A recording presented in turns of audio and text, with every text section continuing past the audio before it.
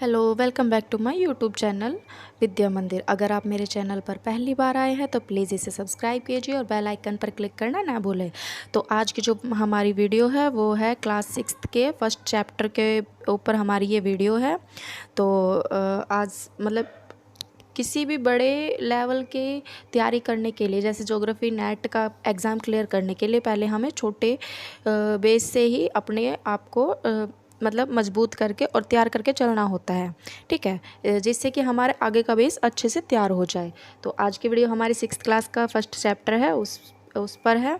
तो आप ध्यान से देखिएगा, सुनिएगा और प्लीज़ वीडियो को स्किप करके ना देखिएगा। ठीक है, क्योंकि इससे आपकी कुछ छोटी मोटी चीज़ें होगी जो भी मतलब कि एग्ज़ाम के लिए इम्पोर्टेंट होती है, उसे आप इग्नोर कर देते हो, लेकिन वही चीज़ें बहुत महत्वपूर्ण होती है ना। तो आप उसे स्किप ना करें, वरना वो आपसे छूट जाएगी। आप हो सके तो पूरे वीडियो देखिए बिना स्किप किए। ठीक है, तो हम वीडियो स्टार्ट करते हैं।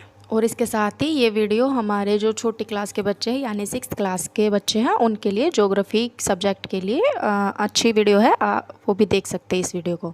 तो वीडियो स्टार्ट करते हैं। फर्स्ट लेसन है सौरमंडल में पृथ्वी। ठीक है, तो इसमें बता रहा है सूर्यास्त के बाद आकाश को देखना कितना अच्छा लगता है ना। बच्चे देख रहे हैं ना, सूर्यास्त के बाद आकाश को देखना कितना अच्छा लगता है।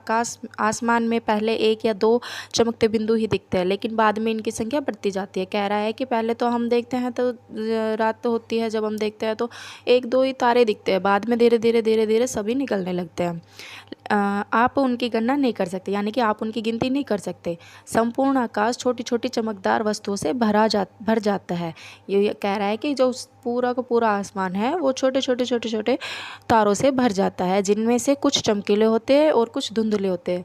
कह रहा है कि जिनमें से कुछ की तो लाइट ज़्यादा होती है, मतलब कुछ तो अच्छे से चमक रहे होते हैं और कुछ ऐसे होते हैं हल्के हल्के से धुंधले से। ऐसा प्रतीत होता है मानो आकाश में हीरे जड़े हों। इनमें से कुछ टिमटिमाते प्रतीत होते हैं, लेकिन अगर आप उनको ध्यान से देख पाएंगे तो इनमें से कुछ की टिमटिमाहट अन्य से अलग होती है, यानी कि जो सभी की चमक है वो एक जैसी नहीं होती है, अलग अलग होती है। ये बिना किसी टिमटिमाहट के चंद्रमा के समान चमकते रहते हैं। फिर कह रहा है कि इन चमकीली वस्तुओं के साथ आप लगभग प्रतिदिन चंद्रमा को भी देखते हैं। मतलब कि कह रहा है कि ये जो चमकते तारे हैं इनके साथ साथ आप रोजाना चांद को भी देखते हैं। यह अलग अलग समय पर अलग अलग आकार तथा अलग अलग स्थितियों में दिखाई देता है। कह रहा है कि यह अलग अलग टाइम पर अलग उसका आकार बदलता रहता है और अलग अलग कलर में भी दिखाई देता है। आप पूर्ण चंद्र को लगभग 1 महीने में एक बार देख सकते हैं। कह रहा है कि आप पूरे चंद्रमा को 1 महीने में एक बार देख सकते हैं। यह पूर्ण चंद्रमा वाली रात या पूर्णिमा की रात होती है। जो पूर्णिमा की रात होती है महीने में, उसी दिन ही हम पूरे चांद को देख सकते हैं। 15 दिन के बाद आप इसे नहीं देख सकते, क्योंकि उसके बाद तो यह नए चंद्रमा की रात्रि या अमावस की रात होती है। जो अमावस्या होती है उसकी रात होती है। ऐसी रात में अगर आसमान साफ़ है तो आप आसमान का अवलोकन अच्छी तरह से कर सकते हैं। कह रहा है कि अगर आसमान साफ़ है तो आप आसमान को अच्छी तरह से देख सकते हैं।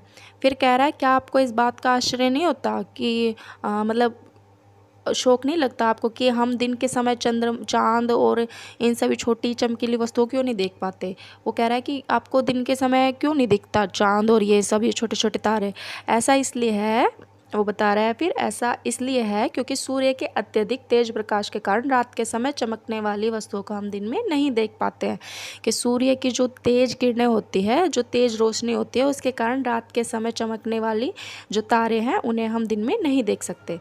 फिर कह रहा है सूर्य, चंद्रमा तथा वे सभी वस्तुएं जो रात के समय आसमान में चमकती है वे खगोलीय पिंड कहलाती है।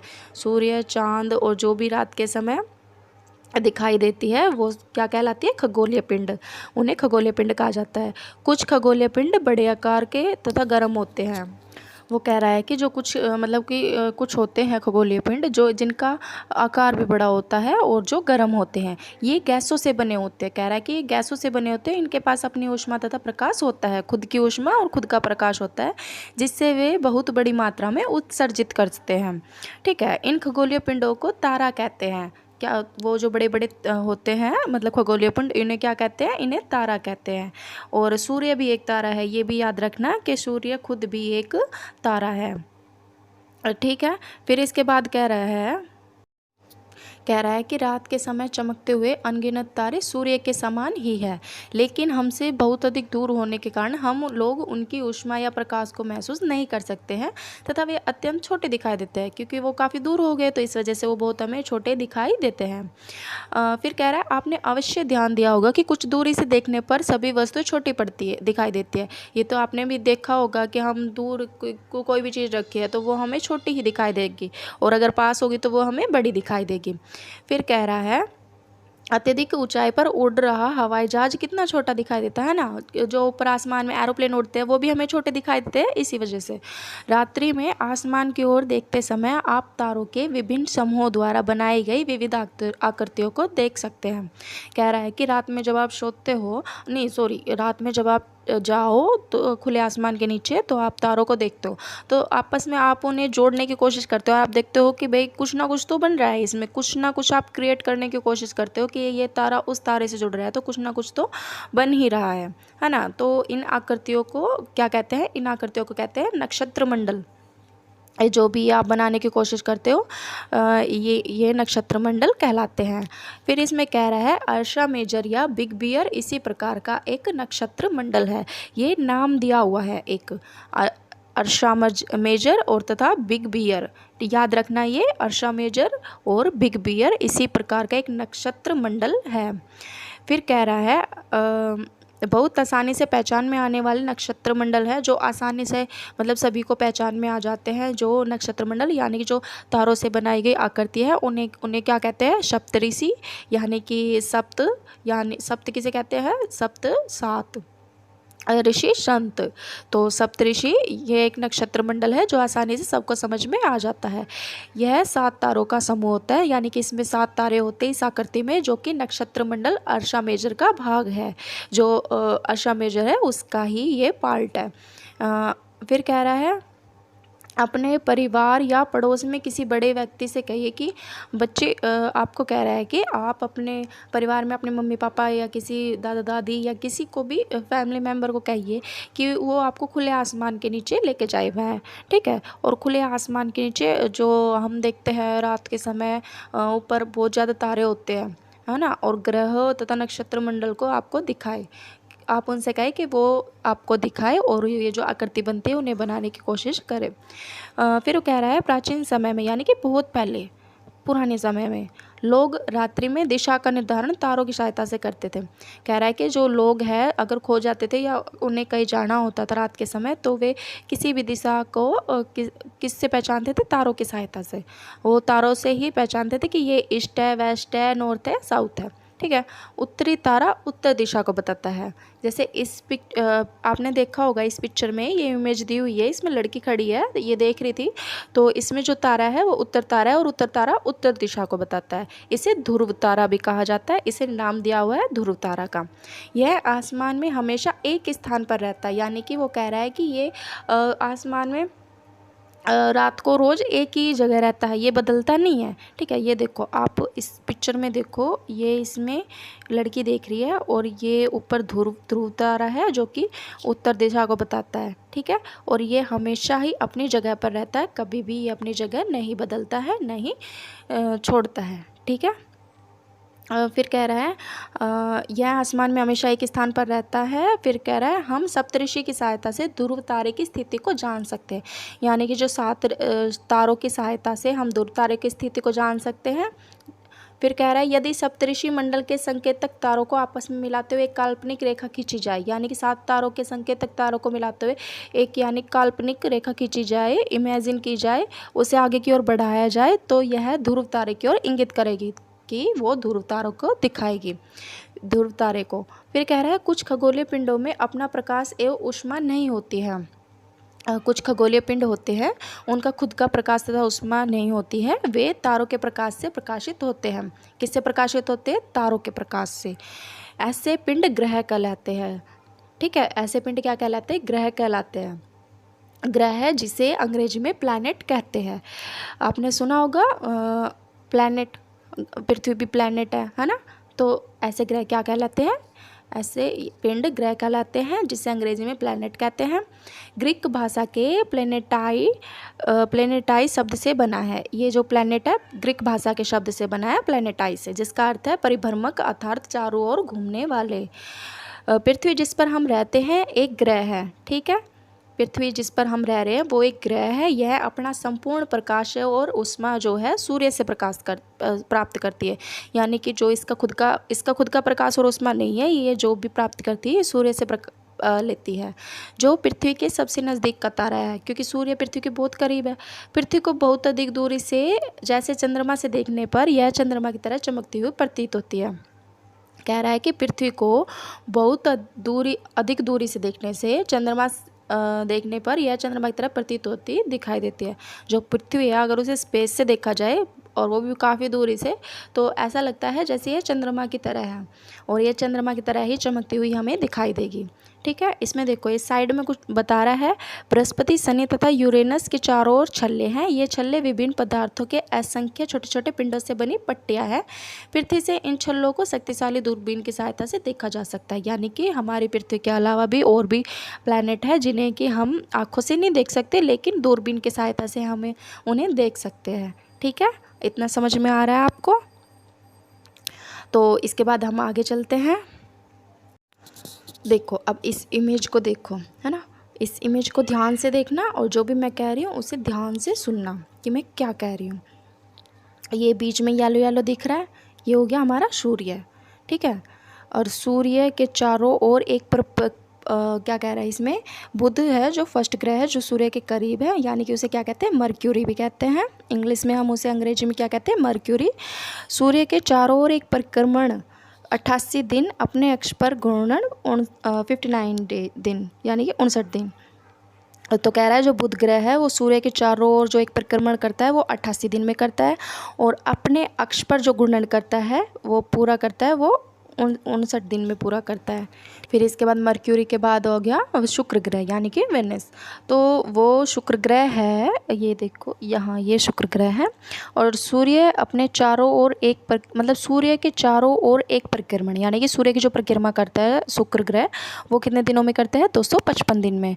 और जो अपने अक्ष पर जो घूर्णन करता है वो कितने दिन में करता है, 243 दिन में पूरा करता है, ठीक है। इसके बाद है ये देखो मर्क्यूरी हो गया, ये वेनस हो गया। इसके बाद हमारी हो गई अर्थ, यानी कि हमारी पृथ्वी।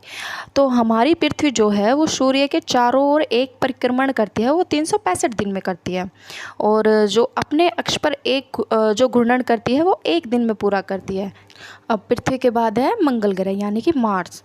तो मंगल ग्रह है वो सूर्य के चारों ओर एक परिक्रमण कितने दिन में पूरा करता है, तो मंगल ग्रह जो है वो सूर्य के चारों ओर एक परिक्रमण 687 दिन में पूरा करता है, और अपने अक्ष पर घूर्णन जो है वो एक दिन में पूरा करता है, ठीक है। और जो मंगल ग्रह पर जो चंद्रमा की संख्या है वो 2 है, यानी कि जो हमारी पृथ्वी पर जैसे एक चांद है ऐसे ही मंगल ग्रह पर 2 चांद है, 2 चांद दिखाई देते हैं।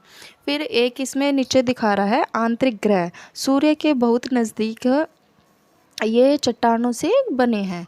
जो मतलब कि आंतरिक ग्रह वे ग्रह होते हैं जो सूर्य के बहुत ही ज़्यादा नज़दीक होते हैं और ये चट्टानों से बने हुए हैं, तो उन्हें क्या कहते हैं, उन्हें आंतरिक ग्रह कहते हैं, ठीक है। फिर इसके बाद आते हैं नेक्स्ट बृहस्पति ग्रह। तो बृहस्पति ग्रह जो है सूर्य के चारों ओर एक परिक्रमण जो है 11 साल 11 महीने लगभग 12 साल में पूरा करता है, ठीक है। यानी कि 12 साल में वो बृहस्पति जो है सूर्य के चारों ओर एक परिक्रमण पूरा कर लेता है, और उसका जो खुद का अपने अक्ष पर जो घूर्णन है वो 9 घंटे 56 मिनट जो है वो पूरा करता है। मतलब 9 घंटे और 56 मिनट में वो खुद का घूर्णन पूरा कर लेता है। और इसके अलावा पृथ्वी पर जो है चांद, यानी चांद की जो संख्या है लगभग 53 है, कितनी है, 53। बृहस्पति पर जो चांद है वो कितने हैं, 53 है, 53 चांद है जो बृहस्पति पर है। इसके बाद है शनि।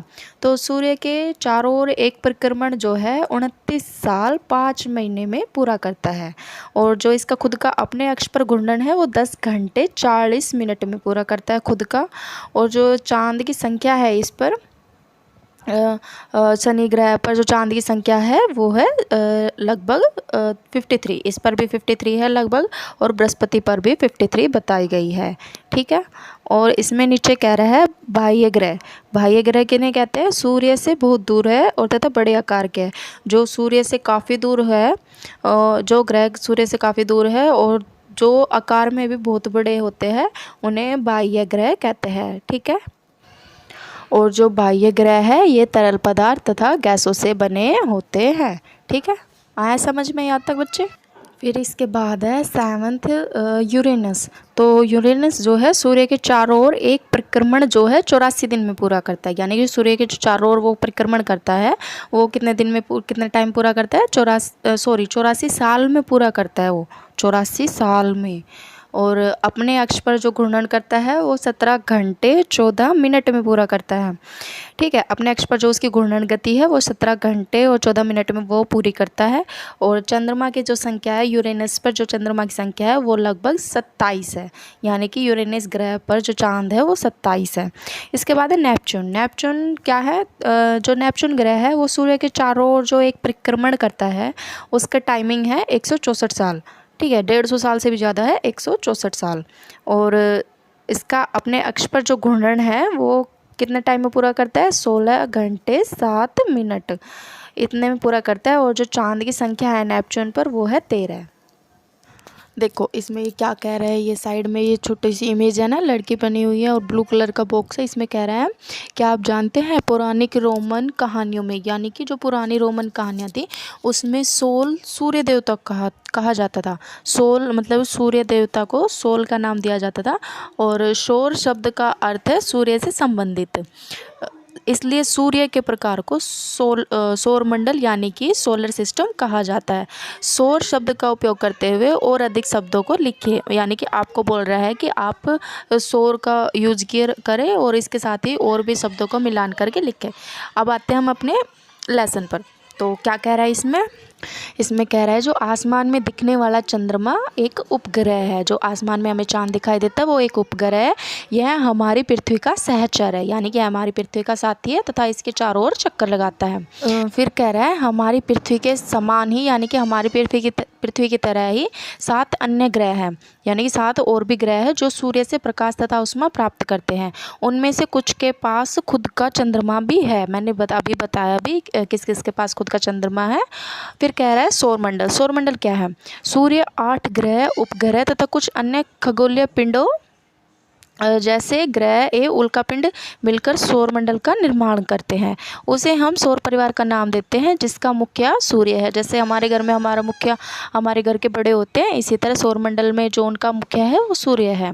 फिर कह रहा है सूर्य के बारे में बता रहा है। सूर्य सौरमंडल के केंद्र में स्थित है। बता रहा है कि जो सूर्य है वो सौरमंडल के केंद्र में है, यानी कि बीच में है। यह बहुत बड़ा है, कह रहा है उसका आकार बहुत बड़ा है और अत्यधिक गर्म गैसों से बना है, यानी कि जो वो बहुत ही ज़्यादा गर्म गैसों से बना हुआ है। इसका खिंचाव बल इससे सौरमंडल को बांधे रखता है। जो इसका खिंचाव बल है वो पूरे सौरमंडल को बांधे रखता है। सूर्य सौरमंडल के लिए प्रकाश एवं ऊष्मा का एकमात्र स्रोत है।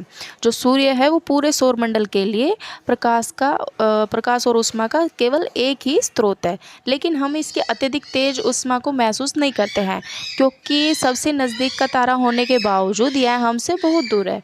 कह रहा है कि हम इसकी जो तेज ऊष्मा है उसको हम ज़्यादा फील नहीं कर पाते, महसूस नहीं कर पाते, क्योंकि यह हमारी पृथ्वी से बहुत दूर है। यह सूर्य पृथ्वी से लगभग 15 करोड़ किलोमीटर दूर है। बता रहा है जो सूर्य है यह पृथ्वी से लगभग 15 करोड़ किलोमीटर दूर है। फिर इसके बाद बता रहा है ग्रह।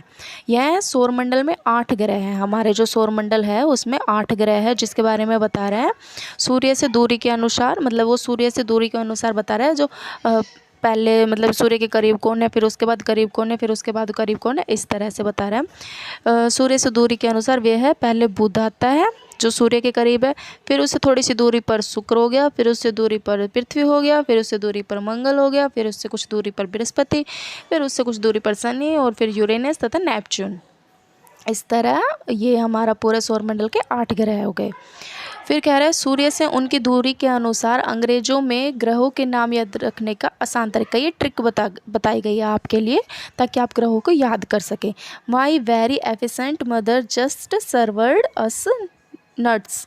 ठीक है, तो ये बता दिया है इसमें जिससे कि आप अपने याद कर सकते हो 8 के 8 ग्रह को। तो इस ट्रिक में ये पिंक कलर कर रखे हैं कैपिटल लेटर में। जैसे माई में कर रखा है एम, तो एम से हो गया मर्क्यूरी, वी से हो गया विनस, ई से हो गया अर्थ, एम से हो गया मार्स, और जे से हो गया जुपिटर, एस से हो गया सैटर्न, और फिर हो गया यू से यूरेनस, और एन से नेपच्यून। तो ये हमारे 8 के 8 ग्रह हो गए। फिर इसमें बता रहा है सौरमंडल में सभी 8 ग्रह एक निश्चित पथ पर सूर्य का चक्कर लगाते हैं। यानी कि ये जो सौरमंडल में 8 के 8 ग्रह है ये एक निश्चित है, मतलब कि इनके जो वो चक्कर लगाने की रास्ता है वो निश्चित है, उस पर निश्चित रास्ते पर अपने चक्कर लगाते हैं। ये रास्ते दीर्घवृत्ताकार में फैले हैं, मतलब कि दीर्घवृत्ताकार यानी कि गोल है वैसे तो, लेकिन बड़े आकार में फैले हुए हैं। ये कक्षा कहलाते हैं, ये इनकी कक्षा कहलाते हैं ग्रहों की। बुध सूर्य के सबसे नज़दीक है, जो बुध है ये सूर्य के सबसे करीब है। अपनी कक्षा में सूर्य के चारों ओर एक चक्कर लगाने में इसे केवल 88 दिन लगते हैं। सूर्य के करीब होने के कारण ये जल्दी ही सूर्य का जो परिक्रमण है वो पूरा कर लेता है। सूर्य के चारों ओर जो चक्कर लगाता है 88 दिन में पूरा कर लेता है। फिर कह रहा है शुक्र को पृथ्वी का जुड़वा ग्रह माना जाता है। जो शुक्र ग्रह है उसको पृथ्वी का जुड़वा ग्रह माना जाता है, क्योंकि इसका आकार और जो आकृति है वो पृथ्वी की तरह ही है और पृथ्वी के समान ही है। इसका आकार भी पृथ्वी के जैसा ही है और जो आकृति है वो भी पृथ्वी की तरह ही है। फिर अभी तक प्लूटो भी एक ग्रह माना जाता था। एक और था प्लूटो जिसे अभी तक माना जाता था, परंतु अंतर्राष्ट्रीय खगोलीय संगठन ने अपनी बैठक अगस्त 2006 में यह निर्णय लिया, यानी कि फैसला लिया कि कुछ समय पहले खोजे गए अन्य खगोलीय पिंड जैसे कि ये इसमें दे रखा है 2003 UB 313 सीरस, ऐसे दे रखा है ये नाम, तथा प्लूटो बोने ग्रह कहे जा सकते हैं। उन्होंने बोला जो ये है प्लूटो ये बोने ग्रह, बोने छोटे ग्रह कहे जा सकते हैं। लेकिन उन्होंने जो ये सौरमंडल के जो 8 ग्रह थे इनकी गिनती से हटा दिया गया था प्लूटो को। ठीक है, और इसमें देखो ये साइड में क्या कह रहा है, क्या आप जानते हैं रात में आसमान को देखकर मनुष्य हमेशा से मोहित हुआ है, यानी कि आकर्षित हुआ है। खगोलीय पिंडों एवं उनकी गति के संबंध में अध्ययन करने वालों को खगोल शास्त्री कहते हैं। यानी कि जो ये खगोलीय पिंड है इनकी जो घूर्णन गति है इनके संबंध में और भी जानकारी हासिल करना और पढ़ना ये खगोल शास्त्री कहलाते हैं। आर्यभट्ट प्राचीन भारत के प्रसिद्ध खगोल शास्त्री थे। जो आर्यभट्ट है वो भारत के प्रसिद्ध खगोल शास्त्री थे। उन्होंने कहा था कि सभी ग्रह तथा चंद्रमा परिवर्तित सूर्य प्रकाशों के कारण चमकते हैं। ठीक है, उन्होंने ये कहा था। फिर कह रहा है पृथ्वी, तो इसमें पृथ्वी के बारे में बता रहा है। क्या बता रहा है, सूर्य से दूरी के हिसाब से पृथ्वी तीसरा ग्रह है। जो सूर्य से दूरी के हिसाब से पृथ्वी तीसरा ग्रह है। पहला था बुध, उसके बाद विनस यानी कि शुक्र, उसके बाद है अर्थ। अब अर्थ सूर्य से दूरी के हिसाब से पृथ्वी तीसरा ग्रह है। आकार में यह 5वां सबसे बड़ा ग्रह है। यह ध्रुवों के पास थोड़ी चपटी है, ध्रुवों के पास, यानी कि उत्तर में थोड़ी चपटी है ये और नॉर्थ में। यही कारण है कि इसका आकार भू आब कहा जाता है। इसे भू आप भी कहा जाता है। इसके आकार को भू आप का अर्थ है पृथ्वी के समान आकार।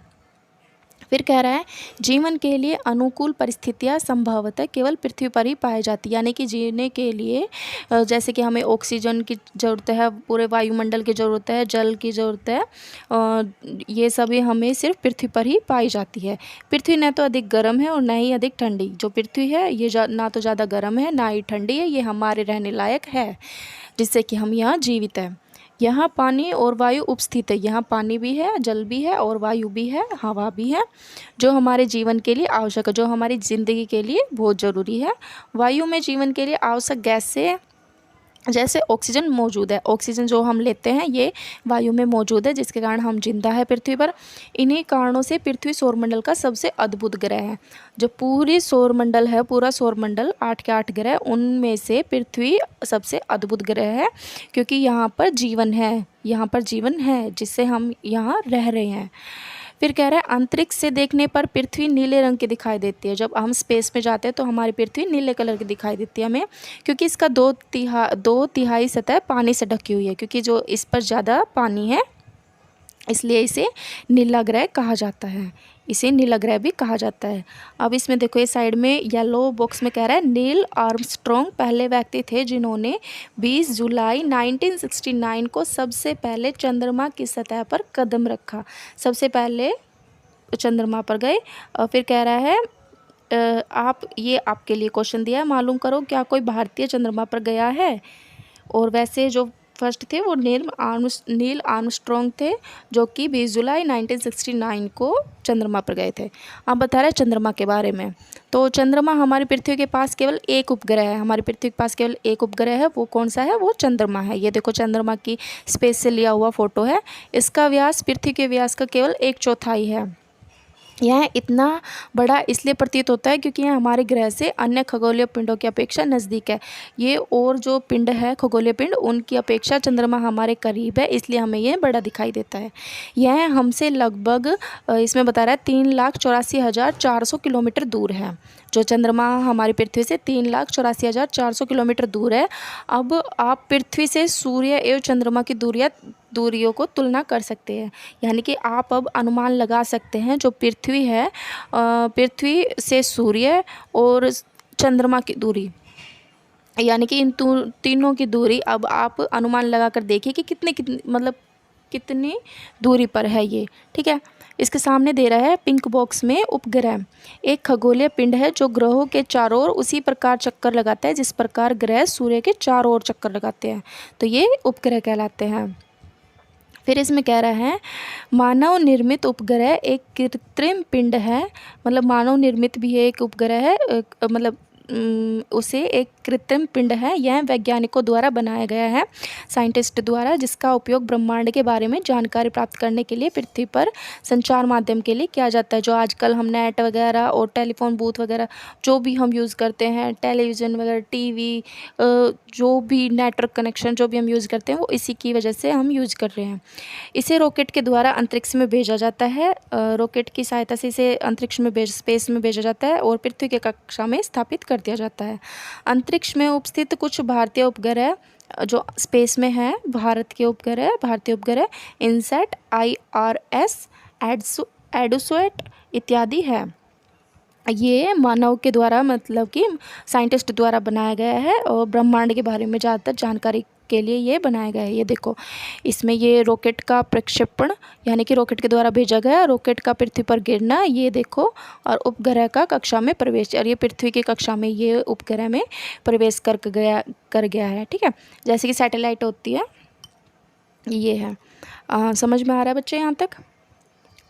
ये देखो आप देख सकते हो ना, ये तीनों इमेज में दिखा रखा है ये अच्छे से, ताकि आपको समझ में आ जाए कि इसकी मदद से जो है ब्रह्मांड के स्पेस में, यानी कि ग्रहों के बारे में हमें जानकारी मिलती है, और जो हमारी पृथ्वी के बारे में भी हमें कुछ जानकारी होती है वो हमें यहीं से मिलती है।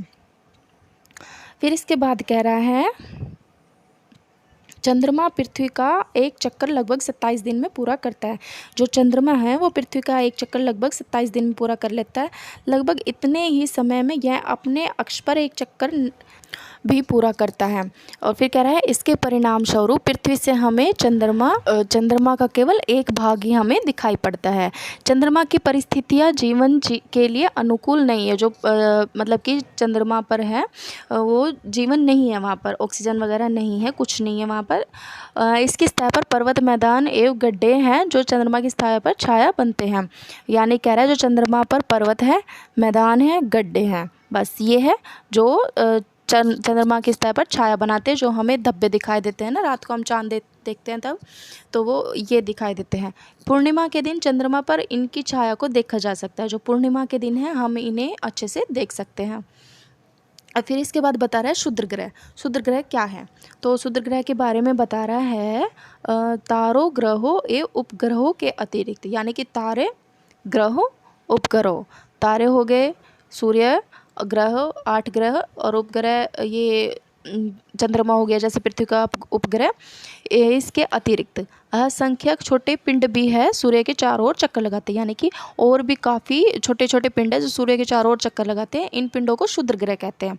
ये देखो इमेज में दिखा रखा है क्षुद्र ग्रह कैसा होता है। फिर कह रहा है ये मंगल एवं बृहस्पति की कक्षाओं के बीच में पाया जाता है। मंगल और बृहस्पति के बीच में पाया जाता है क्षुद्र ग्रह। फिर कह रहा है वैज्ञानिकों के अनुसार क्षुद्र ग्रह ग्रह के ही भाग होते हैं। जो साइंटिस्ट हैं उनका मानना है जो क्षुद्र ग्रह है वो ग्रहों के ही भाग होते हैं, जो कि बहुत वर्ष पहले विस्फोट के बाद ग्रहों से टूटकर अलग हो गए।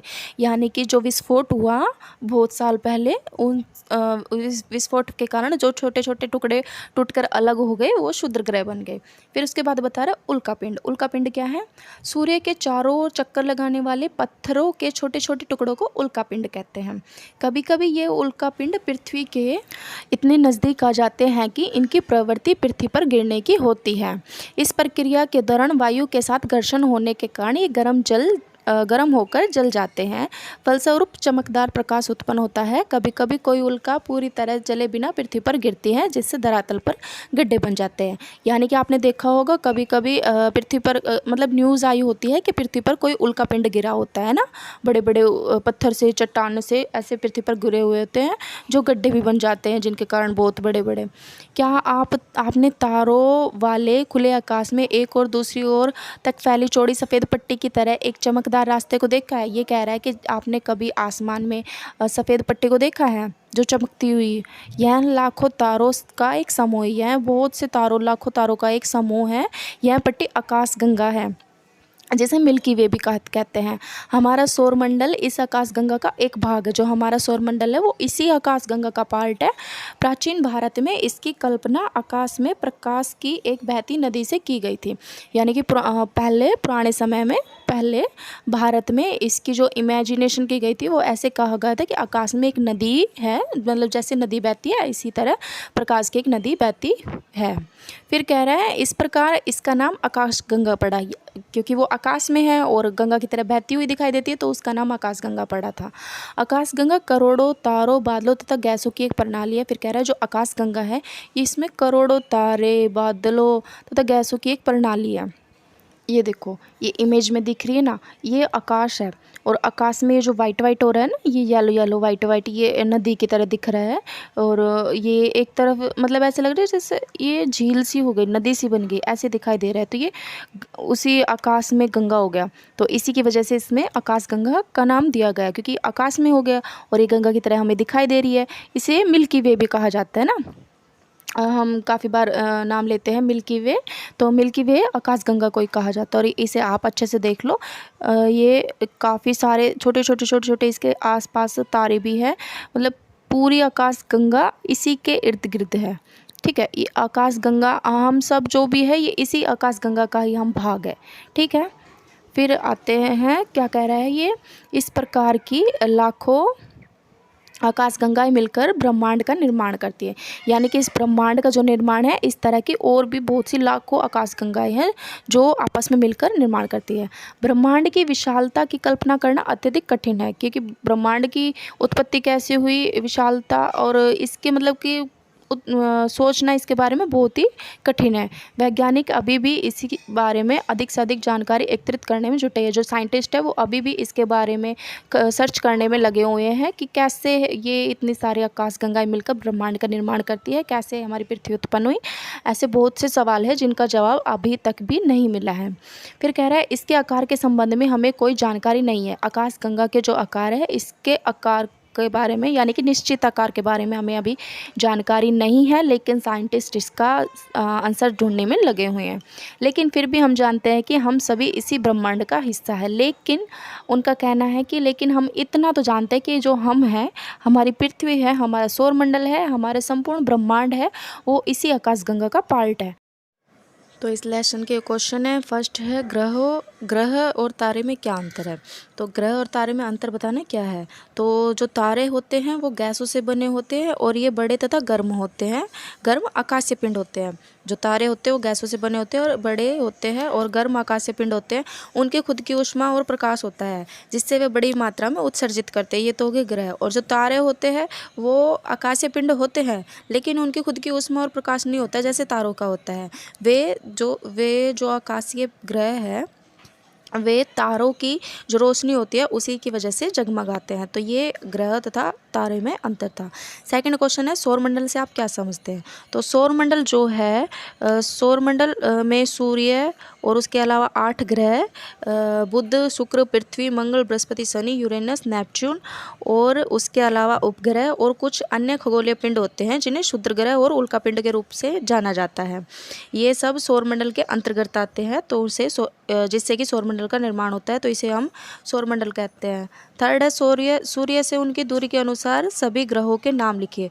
तो सूर्य से उनकी दूरी के हिसाब से देखा जाए तो सूर्य के करीब हो गया बुध, जैसे कि मर्क्यूरी, फिर उसके बाद शुक्र यानी कि वेनस, फिर थर्ड हो गया अर्थ यानी कि पृथ्वी, फिर फोर्थ है मंगल यानी कि मार्स, फिफ्थ हो गया जुपिटर यानी बृहस्पति, फिर हो गया शनि सैटर्न, फिर हो गया यूरेनस, फिर हो गया नेपच्यून। ठीक है। नेक्स्ट है फोर्थ क्वेश्चन, पृथ्वी को अद्भुत ग्रह क्यों कहा जाता है। क्यों, तो इसका आंसर है, पृथ्वी को अद्भुत ग्रह इसलिए कहा जाता है क्योंकि पृथ्वी पर जिंदगी है यानी कि जीवन है। जीवन को सहारा देने के लिए अनुकूल परिस्थितियां जो कि हमें चाहिए होती है वो पृथ्वी पर ही मौजूद है। ऐसा अभी तक पृथ्वी पर ही पाया गया है, किसी अन्य ग्रह पर यह नहीं पाया गया है। और इसके साथ ही पृथ्वी न तो ज़्यादा अधिक गर्म है और न ही अधिक ठंडी है। यह हमारे रहने के लिए अनुकूल है। इसमें पृथ्वी पर यानी कि पानी और हवा दोनों मौजूद है जो हमारे अस्तित्व के लिए बहुत ज़रूरी है। इसमें हवा में यानी कि पृथ्वी पर हवा में ऑक्सीजन जैसी जीवनदायी गैसें हैं जो कि हमारे लिए ज़रूरी है। इन्हीं कारणों से जो पृथ्वी है उसको कैसा ग्रह कहा गया, अद्भुत ग्रह कहा जाता है। इसके बाद नेक्स्ट क्वेश्चन है, हम हमेशा चंद्रमा के एक भाग को ही क्यों देखते हैं।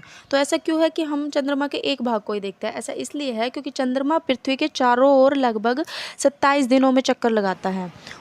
तो वो चक्कर लगाता है तो पृथ्वी पर चंद्रमा का केवल एक साइड का हिस्सा ही दिखाई देगा क्योंकि वो भी मतलब चक्कर लगा रहा है ना उसके पृथ्वी की तरफ।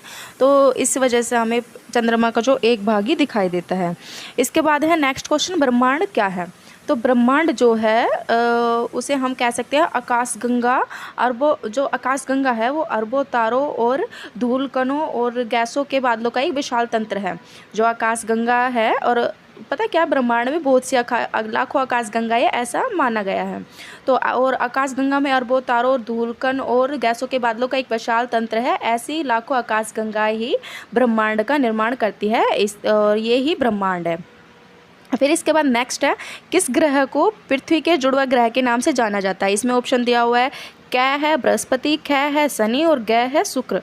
तो मैंने लेसन में बताया था कि पृथ्वी के किस ग्रह को जुड़वा ग्रह के नाम से जाना जाता है। बताया, पहले तुम बताओ फिर मैं बताती हूँ। तो इसमें जो ग ऑप्शन है यानी कि थर्ड वाला जो शुक्र है उसे ही पृथ्वी के जुड़वा ग्रह के नाम से जाना जाता है। यानी कि शुक्र को पृथ्वी के जुड़वा ग्रह के नाम से जाना जाता है। उसके बाद नेक्स्ट दिया हुआ है क्वेश्चन इसमें, सूर्य से तीसरा सबसे नज़दीकी ग्रह कौन सा है। जो सूर्य के सबसे करीब है तीसरे नंबर पे वो कौन सा ग्रह है। क इसमें दिया हुआ है शुक्र, ख पृथ्वी और ग बुध। तो इन तीनों में बताए कौन सा है जो सूर्य के तीसरे नंबर पर सबसे नज़दीक है। तो इसमें जो राइट आंसर आएगा वो ख ऑप्शन आएगा यानी कि जो पृथ्वी है वो सूर्य से तीसरे नंबर पर सबसे नज़दीक वाला ग्रह है।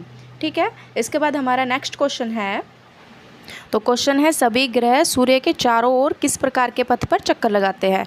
क है वृत्तीय पथ पर, ख है आयताकार पथ पर, या ग है दीर्घवृत्ताकार पर। तो बताइए मैंने लेसन में क्या बताया था कि सभी ग्रह सूर्य के चारों ओर किस पथ पर चक्कर लगाते हैं। तो इसका राइट आंसर बताएं। तो इसका जो राइट आंसर होगा वो ग ऑप्शन होगा यानी कि दीर्घवृत्ताकार। इसके बाद है नेक्स्ट, ध्रुव तारे से किस दिशा का ज्ञान होता है। जो ध्रुव तारा होता है उससे हमें किस दिशा का पता चलता है। तो ऑप्शन है क है दक्षिण, ख है उत्तर और ग है पूर्व। तो बताइए किस दिशा का हमें पता चलता है। तो इसमें आंसर आएगा ख आंसर, ख ऑप्शन, यानी कि उत्तर दिशा का पता चलता है ध्रुव तारे से हमें। इसके बाद नेक्स्ट है क्षुद्र ग्रह किन कक्षाओं के बीच में पाया जाता है। जो क्षुद्र ग्रह होते हैं वो किन कक्षाओं के बीच में पाए जाते हैं। क है शनि एवं बृहस्पति, ख है मंगल एवं बृहस्पति और ग है पृथ्वी एवं मंगल। तो बताएं किन दो ग्रहों के बीच में क्षुद्र ग्रह पाए जाते हैं। तो बताएं आंसर। तो इसका जो आंसर होगा वो ख ऑप्शन होगा, यानी कि मंगल और बृहस्पति के बीच में क्षुद्र ग्रह पाए जाते हैं। इसके बाद ये खाली स्थान भरे, इसमें फर्स्ट है डैश का एक समूह जो विभिन्न प्रतिरूपों का निर्माण करता है उसे डैश कहते हैं। यानी कि बताइए इसमें डैश में क्या आएगा। तो इसमें आएगा फर्स्ट में तारों, इस डैश में आएगा फर्स्ट डैश में तारों का एक समूह जो विभिन्न प्रतिरूपों का निर्माण कहते हैं उसे डैश कहते हैं, उसे नक्षत्र कहते हैं। क्या कहते हैं उसे नक्षत्र कहते हैं। उसके बाद सेकंड हो गया तारों की एक बहुत बड़ी प्रणाली को खालिस्तान कहा जाता है। तो बताएं तारों की एक बहुत बड़ी प्रणाली को क्या कहा जाता है। तो इसमें आएगा आकाशगंगा। तारों की एक बहुत बड़ी प्रणाली को आकाशगंगा कहा जाता है। इसके बाद फोर्थ इसमें दिखाया हुआ है नेक्स्ट डैश पृथ्वी के सबसे करीब है। तो पृथ्वी के सबसे करीब क्या है बताएं। तो इसमें आएगा चंद्रमा। तो चंद्रमा पृथ्वी के सबसे करीब है। उसके बाद नेक्स्ट है डैश सूर्य से तीसरा सबसे नज़दीक ग्रह है। तो सूर्य से तीसरा सबसे नज़दीक ग्रह कौन सा है बताएं। तो इसमें आएगा पृथ्वी, यानी कि इस डैश में पृथ्वी आएगा। पृथ्वी सूर्य से तीसरा सबसे नज़दीक ग्रह है।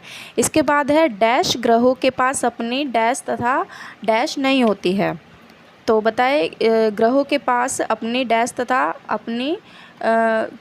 डैश नहीं होती है, क्या नहीं होती है। तो इसमें आएगा ऊष्मा और प्रकाश। ग्रहों के पास अपनी ऊष्मा तथा प्रकाश नहीं होता है, वो तारों से ही प्राप्त करते हैं और मतलब कि सूर्य से ही ऊष्मा तथा प्रकाश प्राप्त करते हैं। तो आज का लेसन यही ख़त्म होता है। हमारा फर्स्ट चैप्टर फिनिश हो गया ज्योग्राफी का। 6th क्लास का फर्स्ट लेसन ज्योग्राफी का यहीं ख़त्म हो गया। Thank you watching my video. अगर आपको मेरी वीडियो पसंद आए तो प्लीज़ इसे लाइक कीजिए, शेयर कीजिए, चैनल को सब्सक्राइब कीजिए और बेल आइकन पर क्लिक करना ना भूलें।